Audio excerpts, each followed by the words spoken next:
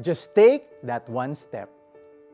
Gustong-gusto ng batang si Dream na kunin ang basket of candy sa may long table ng resort.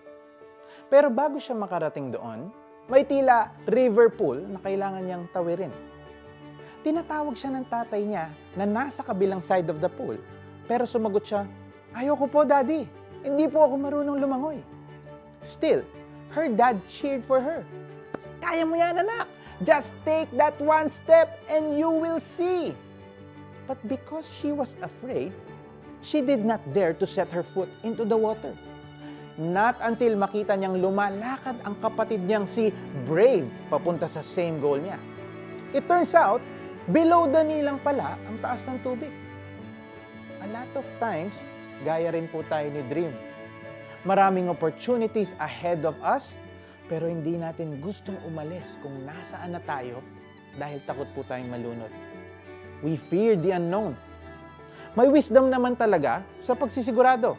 But the thing is, when our Father in Heaven calls us to do something, we have to be reminded that He meant it for good. At hindi niya po tayo kailanman ipapahamak. He encourages us to cross that river pool because He is sure that we can do it. May kailangan ka rin bang tawirin today? Maybe it is time to get out of that comfort zone. Take courage and believe that God will be there on the other side.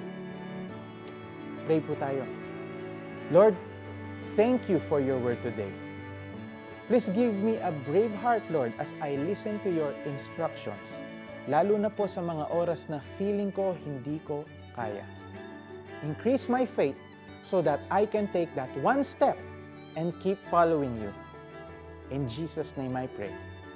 Amen. Kumuha ng bond paper at gumupit ng wavy pattern na mukhang river. Isulat ang 2 Corinthians 5:7 at idikit kung saan madalas mo itong makikita para maalala palagi na we can do it if we just have faith. Sapagkat namumuhay tayo batay sa pananampalataya sa Panginoon at hindi sa mga bagay na nakikita. 2 Corinthians 5:7. This is Jericho Arceo saying, take that one step of